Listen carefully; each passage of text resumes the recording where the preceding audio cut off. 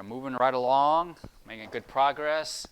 I think most of the class, at least from my perspective, when I read the progress memos, is making progress. I don't know of any team that I, at this point, would have concerns about.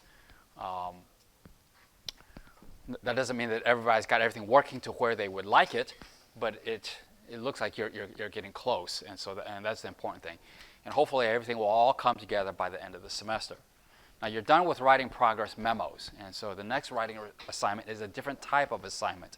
And I want to clarify some, I think maybe some questions and some concerns, and I'll be happy to answer any questions. And so basically right now, previously, you wrote a memo. And the memo basically kind of summarized what is the progress up to now. And so what you did is a lot of times you said what was the goal, what were the goals, and then you said this is what we got accomplished.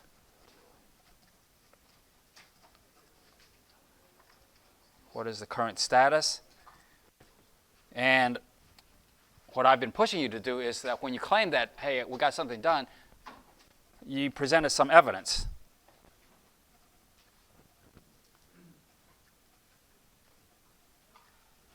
Okay?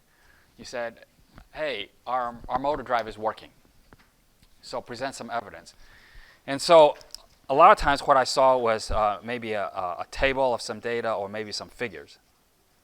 A table or figure, something that is convincing me that things are working. Okay. So how does the experimentation report differ? Okay. So in your memo, you're simply saying, here's what we hope to do, this is what we've got accomplished, and look, here's a picture of what we got. But what is not covered in that is, how did you get this data? Okay, and that's what the experimentation report is. So some people have asked me, do I need to come up with new experiments? The answer is no. Okay? I don't want to further burden you with that. You don't have to come up with new experiments. It may be, however, that you, maybe in some feedback that I gave you, you said, oh, Dr. Hung says I really should measure this, and maybe I should think about doing that. Or maybe you said, I got some data, but it wasn't as good as I'd like. You may want to go back and redo that experiment, embellish it a little bit. It does not have to be a new experiment. But really, the question that the experimentation report basically answers is two things. Number one, how did you get the data? How is the data obtained? Okay. Most of the time you say, here's the logic analyzer screenshot, or here's the oscilloscope screenshot. But there's still more details. What specifically was measured? Or there's a specific process you measured, a procedure that you followed.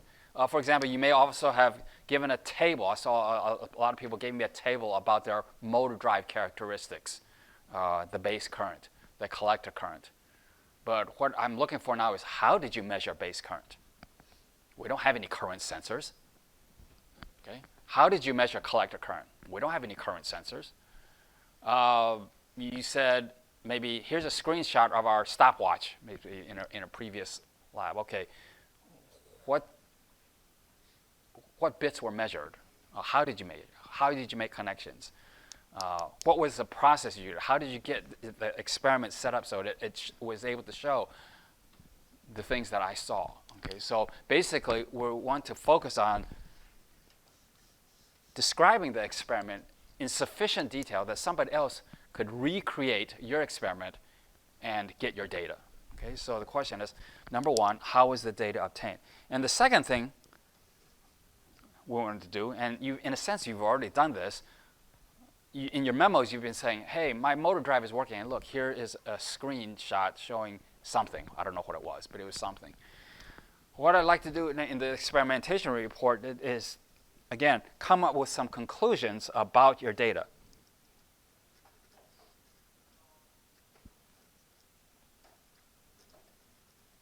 Make some conclusions. Some of you have already started doing this. For example, you showed a plot, I think with the motor drive, you showed on this horizontal axis, you showed the desired duty cycle, maybe 10%, 20%, so forth. And on this side, on the vertical axis, you plotted tachometer frequency, which is somewhat related to speed. And you got this curve. And some of you drew a line through it there and said, R, the regression value is equal to something. Okay? Some of you drew that. I'd like you to make a conclusion now. You could say the R value is this. Here's the data. Okay? So make some conclusion about the data. Okay? You've done this already, maybe in the context of a memo, but now what I'd like to do is just have a little bit more in depth here. So the question is, do I need to do a new experiment? No. But you might want to revisit the data, see if you want to collect more data, get new data if necessary, if the old data was not good. Do I need to explain how the system works? No, I don't need to explain. I don't want to hear about ARR values, CCR values. I don't want to hear about how you configured the timers or anything like that. That's all part of the design. That would go into a design report. Basically, all we're looking for is how did you get the data? How did we get the data that proves that our system works? So that's it. Okay, let me pause there and see if there are any questions. Okay.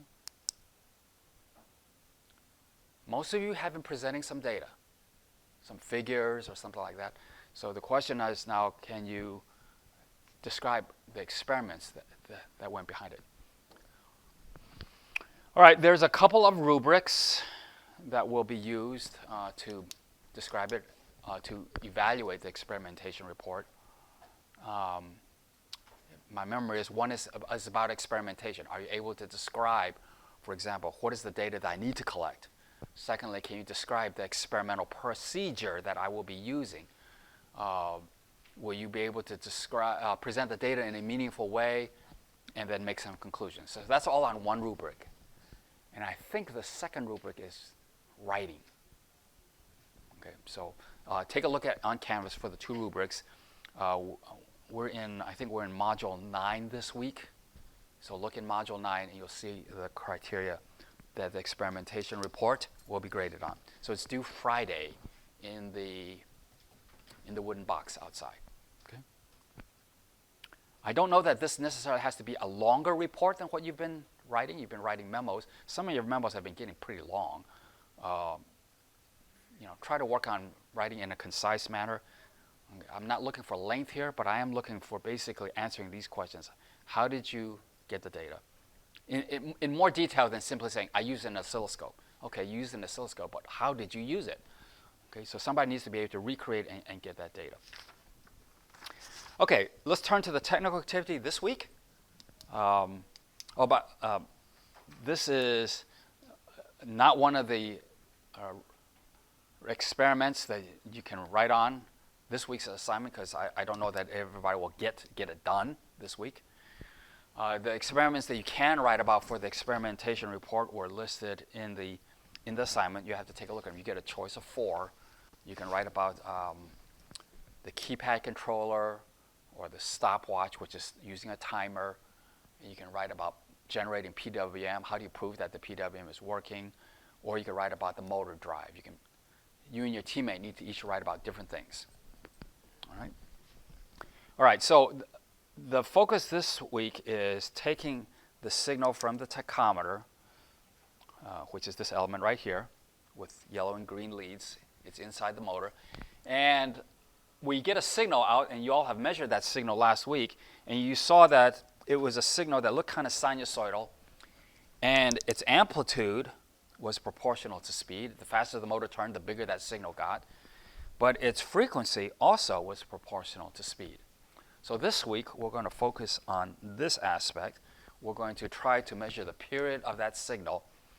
We can time it, and that will be give us some feedback about how fast the motor is going. And so this is kind of what probably some of you all saw in your experiments last week. This is a PWM signal. It happens to be at 50% duty cycle. It has no relationship. It's not, this signal and this signal are not supposed to be electrically related. It just so happens that this frequency looks kind of close to that frequency, but that wasn't by design. It just happens that this frequency is close to that one that's just purely coincidental. This is the signal going into the, or coming out of the microcontroller, going into the motor drive, and then somebody measured the tachometer signal, and it was this kind of sinusoidal looking signal, and it had a certain frequency.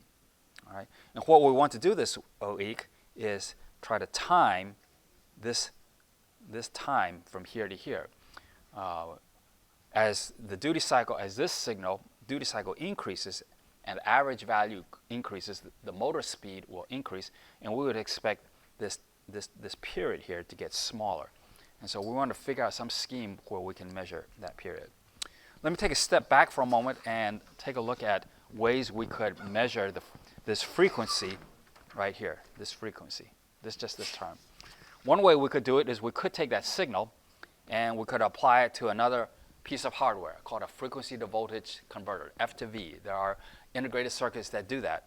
And basically, it allows us to convert the frequency, or omega, either hertz or omega, and convert that on our, and this IC, if it's working properly, it produces a voltage which is proportional to frequency, or radians per second, and we can then measure that value with an ADD converter.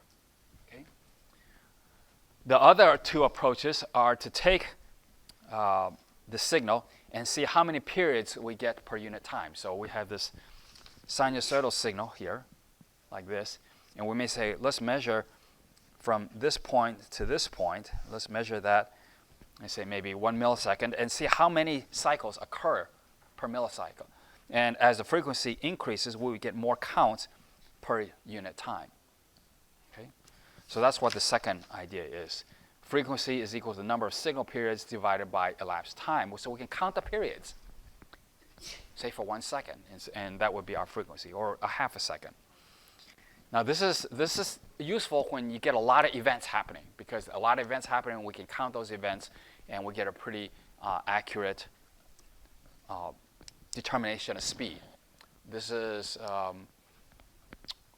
one way that we get speed, say in an automobile. We have a sensor that's measuring something that happens periodically. A lot of times they'll put a sensor on a gear inside the transmission, or they'll measure something on the drive shaft, just how fast is that drive shaft turning, and that turns into a number on our dashboard. The other approach, and which is the approach that we're going to do this week, is we're going to say, I'm going to have an event. Maybe this event is, okay, I'm crossing positive this way, and here's another event, I'm crossing positive again, and then what we'll do is we'll measure how long it took from one event to another. So when an event doesn't happen very often, a lower frequency, then this might be a more accurate way to determine the speed. Okay, so we would basically not measure the frequency directly, but we would measure the period, which is this, 1 over the frequency, and we would do that with a timer. So this is what we're going to do in 30, 40, 30, 50 lab. Okay. Now the problem that we have is that this signal is a sinusoidal signal, and sinusoidal signals don't get processed by the microcontroller. And so one of the things that we have to do is we have to convert the tachometer output to a digital waveform. So the tachometer output has, first of all, it's sinusoidal. It doesn't have nice sharp edges, and the voltages are what can be both positive and negative. It's an AC signal that's not acceptable to the microcontroller. So it's sinusoidal, it's AC, and it's not in the correct range. We have to work between 0 to 3 volts, and your AC tachometer signal could be quite high. Okay, and so you may want to measure that in lab to see what ranges it is. So we got to basically turn a signal that is sinusoidal into a signal which is a logic level, like this, single-sided. Okay, single-sided logic level, 0 to 3 volts instead of, say, plus 12, as high as plus 12 or minus 12, depending on your tachometer. Okay, so one way to do that is to use what we call a comparator. A comparator is one way to use a comparator. To get a comparator is just use an op-amp, open loop. That's not a good way of using an op-amp. An op-amp will function that way, but it doesn't like working open loop. a comparator works a little bit better. It's designed basically to switch its output quickly depending on what the voltage values at the plus and minus are. And so if plus is greater than minus, then the output should go high. If plus is lower than minus, then the output should go low. So that's what the comparator does. Now, we have, in lab, we're going to provide the LM311. It comes, it's part of the 111, 211, 311 family. The only difference between 111, 211, and 311, for the most part, is the temperature range over which they work. So we're working with a commercial grade device as opposed to industrial or automotive. Some people call this automotive grade, and then there's mil spec. Okay. Now there's several power supplies that are going to be floating around. The power supply that they talk about here is what is the power supply for the comparator's brain. It has to be at least 5 volts, and they max it out at 15 volts. And the input range could be up to plus or minus 30 volts without damaging the device. That doesn't mean the device will work properly. It just means it won't be damaged. Okay. Now, and we want to drive the output to be between 0 and 3 volts because we want that signal to be a logic level signal for our microcontroller. And so what we're going to do is we're going to use a pull-up resistor between the output and the positive supply, which needs to be 3 volts. The comparator has some additional features, like you can fine-tune the difference between plus and minus. That's called balancing. And you can also kind of determine whether or not the output is even going to be on. That's called strobe. And we won't be using that. We won't be using these features. And so we're going to be disabled. We're going to basically short these out. Okay, we're going to short out these features. It just is a feature that we don't really need for this lab. You can explore it on your own time. Okay, so this is the package. It's a little 8-pin DIP, dual inline package. They will be providing in lab. I apologize that the red doesn't show up real well here. Ground here, and this will be ground. This is ground for the output. Okay, it's not the ground for the brain. The brain has to work between, the brain of the comparator has to work between plus V and minus V. And since we have an AC signal, which is both plus and minus, then this plus and these two voltages have to be both positive and negative. And so you'll see that pin 4 is going to be minus 9 volts. This is going to be minus 9 volts. That's the largest negative voltage that we can get in lab from the EE board.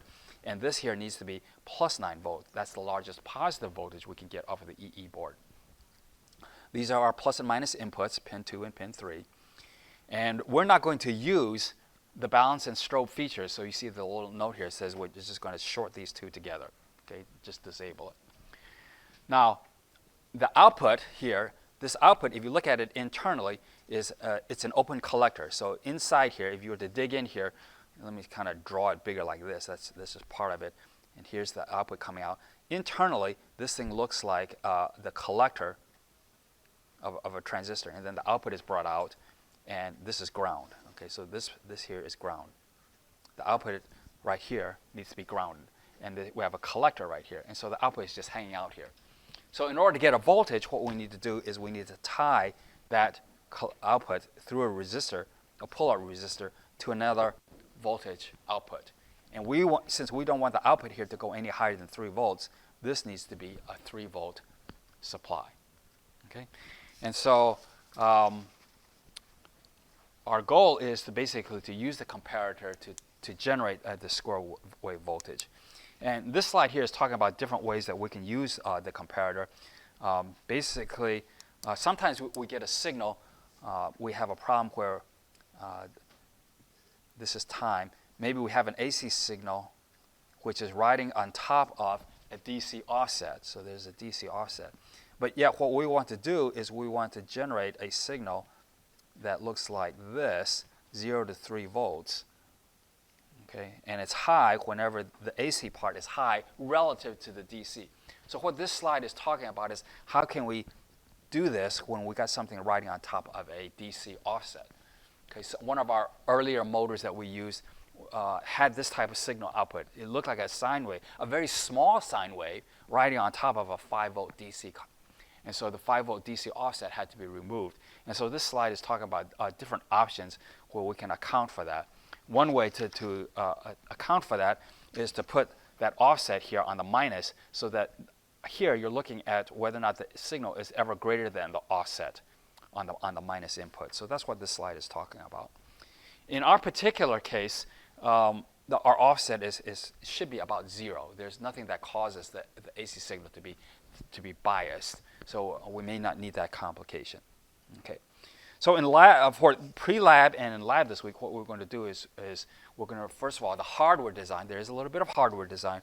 We need to design and verify that the comparator circuit is going to work. We're going to give you the LM311. You can use PSpice or Multisim, or I use LT Spice. It's free. I think PSpice might also be free also.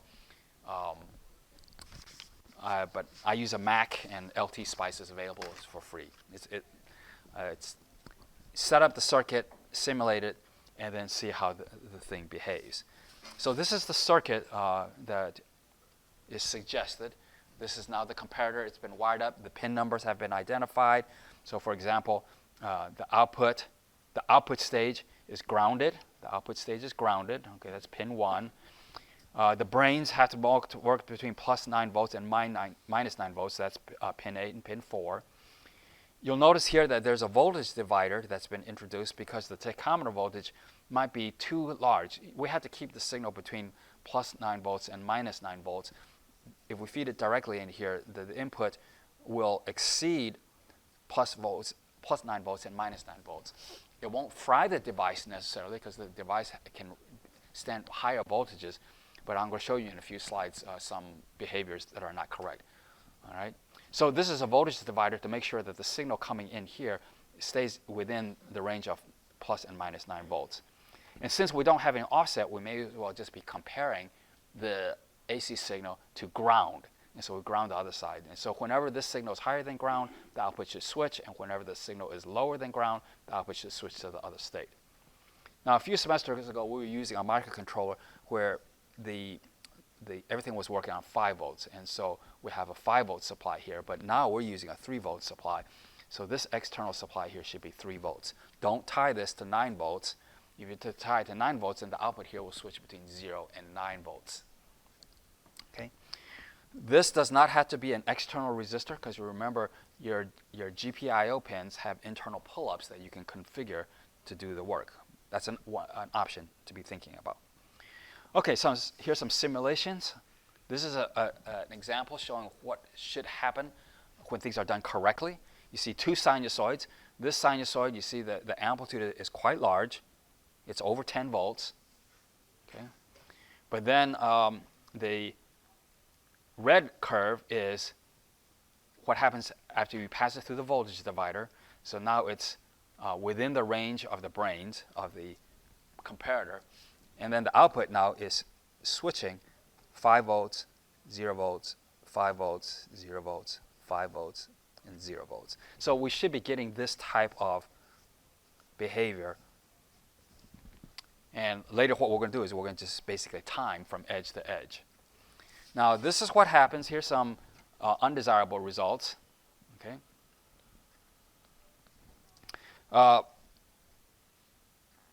The brain is supposed to operate on plus 9 volts and minus 9 volts, but somebody said, well, I'm going to ground the minus supply instead of putting it at minus 9 volts. And so what happens here is when this AC signal is negative, it should be grounded, but instead the output popped right back up. And so it's high here. It should have been low here, but instead it popped right back up. And it popped right back up, and it popped right back up. And so that's not correct. All right. What happens if the input supply exceeds the plus and minus 9 volts? And so what will happen here is you get some weird behavior again. So it's supposed to be high here and then low here, and then high here and then low here. But you see what happens is, yeah, it's low for a while, but then it seems to jump back up again because it's the input voltage range has exceeded the range of the power supplies. Notice that the scale here is, this is 20 volts. Okay, in the previous slide, this is 10 volts. And so now my input here, this is about 15 volts now. Okay, and so it's exceeded the power supply range, and so the brain is not working right. All right, so this is undesirable behavior. So we need to make sure that these power supplies are set properly, make sure that the input never exceeds the range of the power supplies, and also make sure that this power supply is selected in such a way that the output here stays within the range of the microcontroller. Okay, so that's the hardware. Now, let's turn our attention to the programming aspects. As you probably has guessed, what we're doing is we're just buying another subsystem. We're bringing another subsystem from the microcontroller into the project. And like most subsystems, there's just some configuration bits that we have to deal with. And so the next few slides talk about what are the features of this system and how we're going to deal with it. So we have an AC signal now coming in. We've now turned it into a square wave. And what we would like to do is maybe time the period, because that's related to the speed. Okay, when we're going to measure the period with the timer. So make sure that we design the comparator to make sure that the AC signal does not exceed the voltage ratings of the comparator. And in some applications, you may have, say, a noisy AC signal, and then because it's noisy, right here at the zero crossings, you may end up with noise here, and the noise here. And then that can cause these false transitions here, and that could be a complication. And the ways to get around that is to try to filter the signal, or maybe introduce some hysteresis. Hysteresis says that what I do is, let me show you a hysteresis loop. What you could be saying is, this is the signal. This is the signal range. Okay, and so when the signal is positive, this is V out now. When the signal is positive, or the error is positive, it's supposed to be high. And then when the signal goes low, the output should be 0. So you should be doing something like this. Okay. But hysteresis says that no, what we're doing here is we're making a decision based on 0. The comparator says we're comparing it to 0. Okay, so when this is 0. When the signal is greater than 0, I make it high. When it's less than 0, we'll go here. But if I have noise here, bouncing around here, then I'm going to end up back and forth like that, and that would be undesirable. Hysteresis says, no, I'm going to change it so that I'm going to have 2 switching points. I'll have one switching point here. So the signal has to be sufficiently big before I switch high. Once I switch high, I don't switch back again on a line, but I change my switching point to another switch point. So I have one switch point here and a second switch point here. So the signal has to decrease all the way back down here before it switches back. And so we get a characteristic that looks like this. Going forward, I go up like that, but coming back down, I go down like this. So this is what we call a hysteresis loop. You may have seen before a hysteresis loop in magnetics, where the class was made with Professor Wentworth. And so you can introduce a hysteresis into your circuit by not making this a fixed voltage right here, but tying this voltage through some resistors to the output, so that basically when the output switches high, a little bit of that voltage is fed back here, and it shifts this voltage a little bit. So you can take a look at the data sheet for the comparator, and it will show you how to design. It just takes a couple of resistors added in to introduce some hysteresis. I think in the past I've seen maybe 10% of our students maybe try this, because they said they had a noisy tachometer. But most students are able to get by this way. I should also point out that a lot of students, some students get frustrated with this particular lab, and they go to the alternate way of measuring the speed, which we'll talk about next week. So basically, there's more than one way to skin a cat, and this week we're looking at basically measuring T. Okay, let's talk a little bit about what is this mode. What we're going to do is we're going to use the timer again, but we're going to use the timer in yet another way. We have used the timer right now to generate an interrupt for a stopwatch.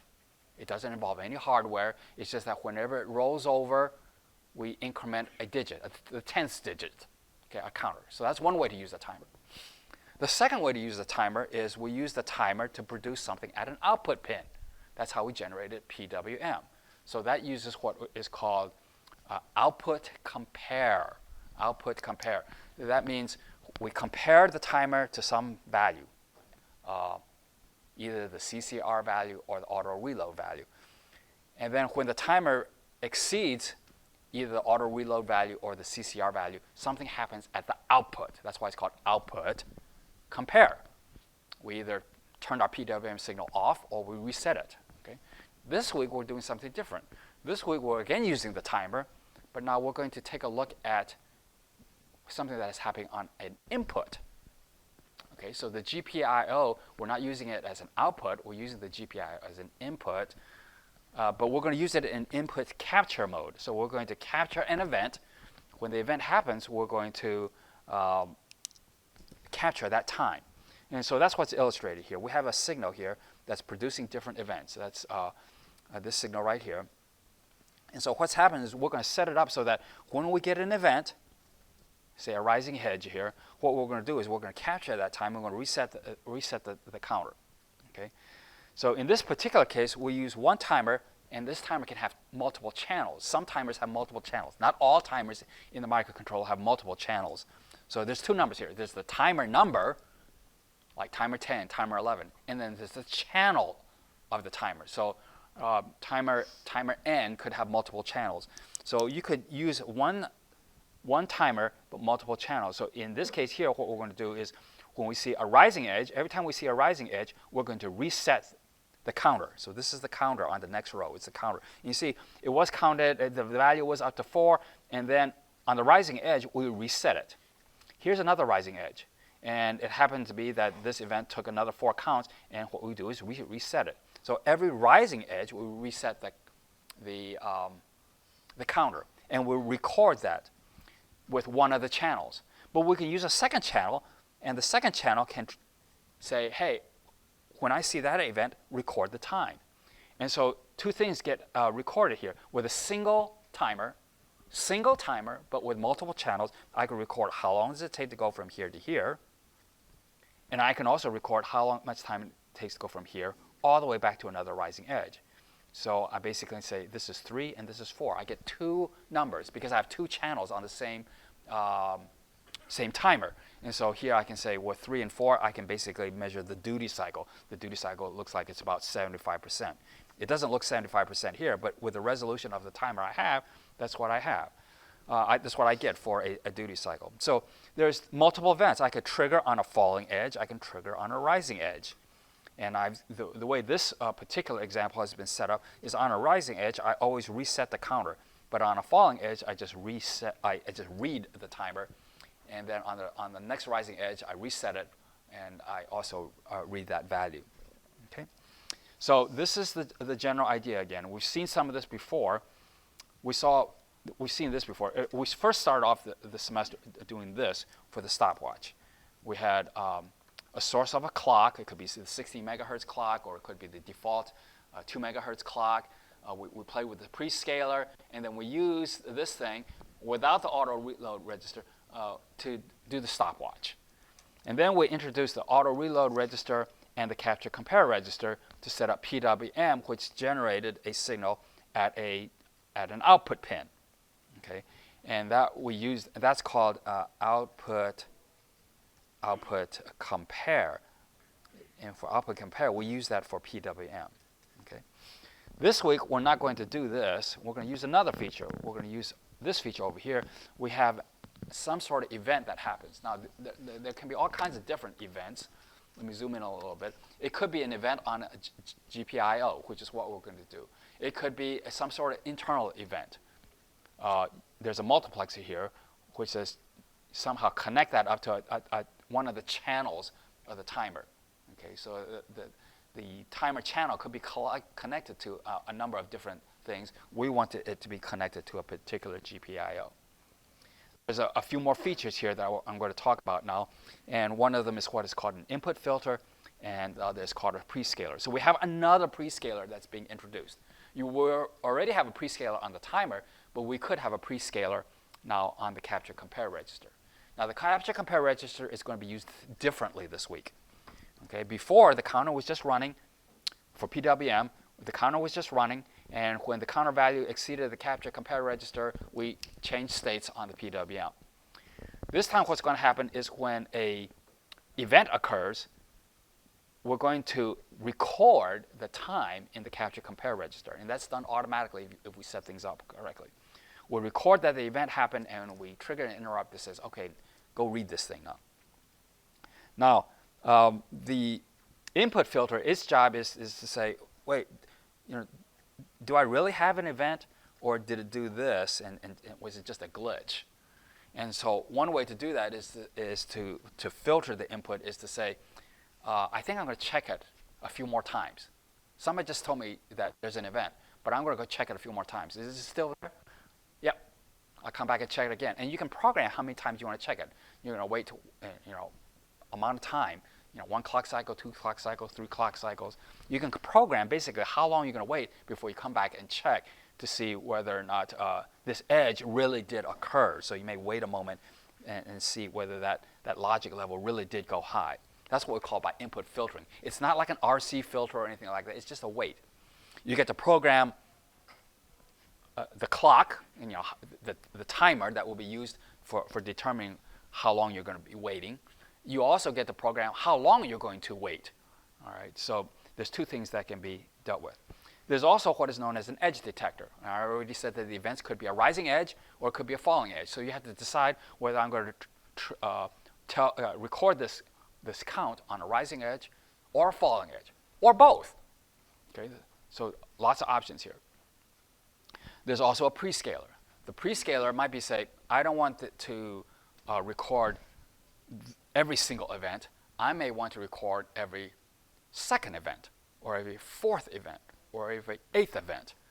Okay, so how often do you want to actually record the counter is done by this prescaler. Okay, so that's the general idea there. So I'll go over some of the details. There's just a lot of options. So we're going to be in input capture mode. Input capture mode.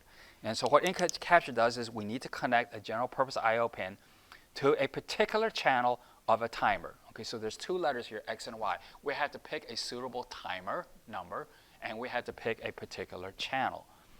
Now, the timer and channels that we're going to use this week is timer 11, channel 1. It turns out that timer 11 has only one channel, and we need to connect it to a particular GPI, and it happens to be that it's going to be PA7. So you're going to be working with PA7 this week. Your PWM signal was coming out on PA6, if my memory is right, PA6, and you're using timer 10. So we're not going to use timer 10 again because it's being used for a PWM. We're going to use timer 11. It only has one channel, so it's timer 11, channel 1. Okay. So again, what's going to happen? The count in the count is going to end up going into the capture compare register. Okay. We're going to use channel 1 of timer 11 because timer 11 and timer 10, they only have one channel. And as I mentioned before, we could use timer 10, but we're already dedicating that to use for PWM. Okay. So when an event occurs, the timer count is going to be captured in the capture compare register. All right. All right. Now, before we had this auto reload register, and remember, whenever the count hit the auto reload value, it basically reset the counter. We want this out of the way. Okay. So that's one thing that you need to realize. Make sure the auto reload register is not going to get in the way. And so one way to do it is to make sure that it's a big value. It's a value bigger than what you expect. Otherwise, you're going to get some funny timer readings. Your timer is going to reset in the middle of the thing because auto reload came into the picture. Okay. All right. General purpose I/O pins. General purpose I/O pins can be input pins. They can be output pins. Next week, we're going to use general purpose I/O pins for analog input. But now this week, we're going to use it as an alternate function. When we did a PWM, it was a type of alternate function as an output. But now we're going to use it as an alternate function on an input. We're going to tie it to a timer. So it's still an alternate function. So this is not going to bother us. We're going to put it in alternate function mode, but we have to tell it which mode we want to put in. So we'll put it in alternate function mode tied to PA7. Okay. So again, we've seen this register before, the mode register. It configures it in alternate function mode. And then there's another register called the alternate function register for that GPIO pin, and you want to select the correct timer and channel. Okay. Now we talked about how the comparator circuit needs a pull-up resistor. This pull-up resistor at the comparator output needs to be tied to 3 volts. Okay, tied to 3 volts. But we don't have to use a physical resistor. What we could do is we could set up the GPI pin so its pull-up and down resistor is set up. Okay, set it up for a pull-up. Okay, so that's something that you can do. Okay, now the timer configuration is very similar to what we had before. Timer 11, its counter is a 16-bit counter. We want to make sure the auto reload value is a big number because we don't want the timer to reset in the middle of doing timing. The timer, remember, has a prescaler. That is this prescaler. You already have experience playing with the prescaler when you did the stopwatch. Okay, that's that prescaler. We have to make sure that we enable the counter, the timer. So you've done this already before, so you have that experience. And then if you want interrupts to happen, the status register will tell you whether or not an event occurred, and then you can enable the interrupt if you want interrupts to go on. Okay, I want to go back to this picture here where we have, again, the counter, and here's the capture compare register where we're going to store the time when the event occurs. Take a little bit more detailed look at this part, the front end of the timer. Okay, so this is an alternate function. Previously, we'd use this side, the output driving a pin. Now an input's going to cause an event, and we're going to take a look at this. And so if you look at the data sheet, it basically says this front end, these two blocks, their detail looks something like this. Okay, we have filter options. Okay, here's the general purpose I/O pin. We have filter options that are defined by several bits. We have to decide whether we're going to do rising edge or falling edge or both. Okay, we have to decide whether we're going to do every event or every second event or every fourth event or every eighth event. So this is the prescaler. And we have to also enable capture compare register to capture it. So there's another bit here that has to be dealt with. These are the names again of some of the flags, and so we had to take a look at the capture compare mode register. There are some bits for the filter, two bits for the prescaler, whether we want to do every event is 0, 0, every second event is 0, 1, every fourth event, or every eighth event. Okay.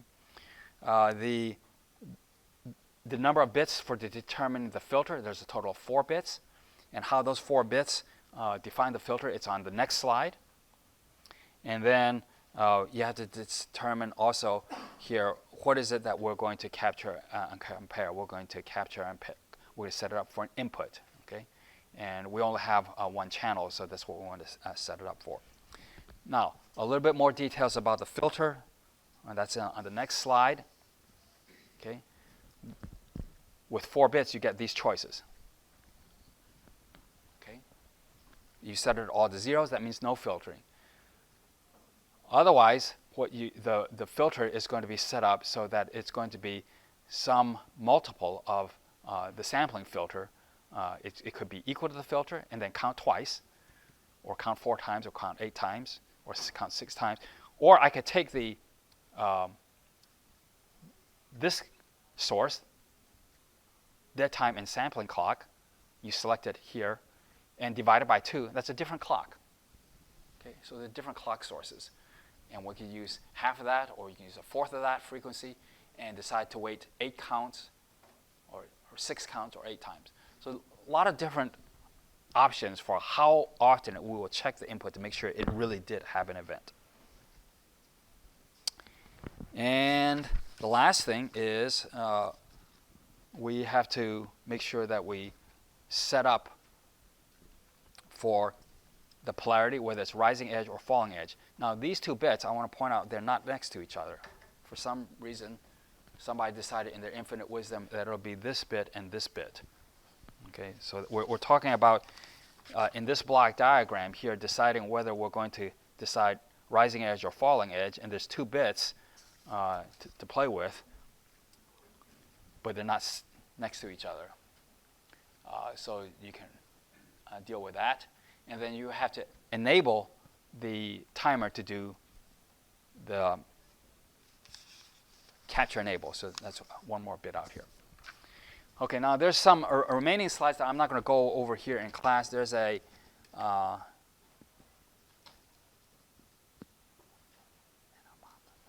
me see if I spelled that right. Anemometer example. That's the thing that measures wind speed. Okay, there's an anemometer example in the slides, and you can take a look how it's set up to measure the speed of that anemometer.